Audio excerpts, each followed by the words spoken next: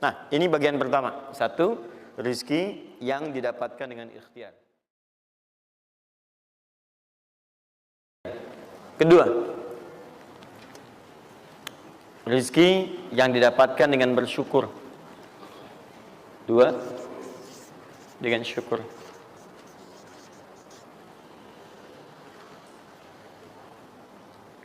Dalilnya Quran surah ke-14 ayat 7. Quran surah 14 ayat 7.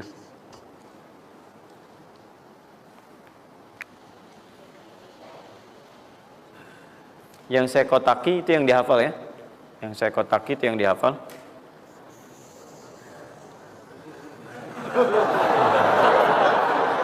Iya. Enggak, ini inti ayatnya. Saya serius, ini inti. Ini harus ada. Ini, karena ini saya sering katakan ketika Anda menghafalkan, itu spirit ayatnya ada dalam jiwa kita. Kalau bisa udah otomatis gitu.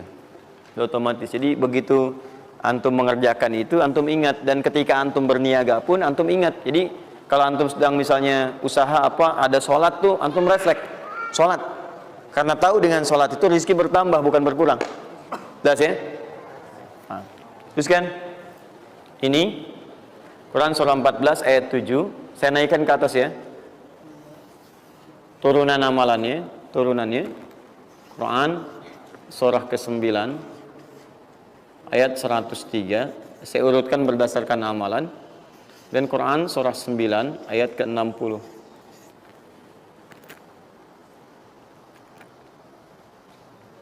Sudah?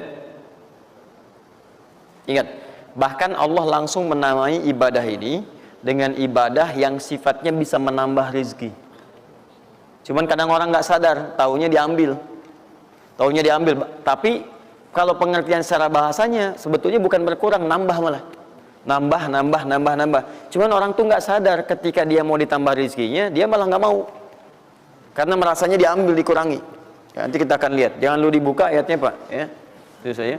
Nah, tawaran saya yang kedua nih. Ya, ini kan tadi tawaran pertama. Mau nggak saya kasih bonus lagi? Nah, saya serius. Ketika Anda kerjakan, penambahannya langsung minimal 700 kali lipat nilainya. Mau? Alhamdulillah. Sama, ini 3, ini pun harus 3.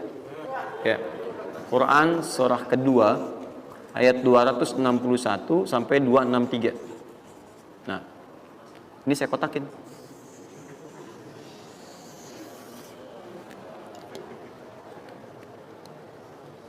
Sebentar. Quran surah kedua ayat 261 sampai 263. Saya mohon izin ya, saya lihat dulu satu.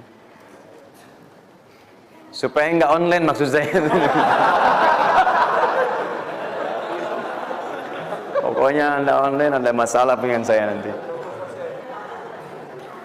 Nanti saya kasih di akhir, rumus cepat menghafalkan. Sudah? Tahan. 2. Nah, yang ketiga, nanti saya simpan dulu aja supaya Anda fokus yang ini dulu untuk berlatih selama sepekan. Ya, berlatih selama sepekan. Supaya nanti, karena yang ketiga ini lebih cepat lagi.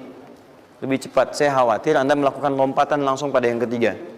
Nah, persoalannya kita mesti berurut, karena yang satu dengan dua ini keduanya saling bersinergi. Begitu yang kedua udah dapet, yang ketiga lebih mudah. Ya, karena sudah punya kebiasaan dari yang pertama tadi. Kalau saya munculkan yang ketiga sekarang, maka persoalan terbesarnya adalah kebanyakan orang nanti akan meninggalkan yang ini. Ini yang paling bahaya. Semuanya pada di masjid aja gitu kan, dan sebagainya. Jadi nggak ada di kantor kosong, di bank kosong. Jadi hilanglah kehidupan di muka bumi. Ya. Jelas ya? Nanti kalau ini udah enak, nanti saya turunkan ini yang dikejar oleh sahabat kemudian. Sampai Utsman bin Affan, Abdurrahman bin Auf tuh hobinya cuma nungguin tahajud aja. Nungguin tahajud, datang. Bukan nggak kerja, karena semuanya sudah melewati batas ini. Ini udah selesai, mereka pindah pada level yang ketiga. Itu kalau tiap malam lomba, dikisahkan oleh Imam An-Nawawi dalam kitabnya Tibyan, itu lomba dengan Abdurrahman bin Auf, Tamim Ad-Dari, itu tiap malam paling minimal sekali khatam Al-Quran dalam tahajudnya. Tapi dahsyatnya, besoknya, sekiannya itu selalu datang. 60, kalau kita sekarang 60 kontainer datang, isinya emas, perak, berlian, macam-macam. Ya, kebayanglah kalau ke PTM datang 60 kontainer isinya emas perak. Makanya nggak ada yang dikasih lagi sekarang. Jadi kalau Anda ingin mendapatkan apapun, mau dapat pahala, dapat rezeki, dapat ini, dapat itu, maka semua bergantung yang pertama pada tingkat kesungguhan usaha Anda. Usaha yang serius, yang sungguh-sungguh disebut dengan sa'a, yas'a, sa'yan.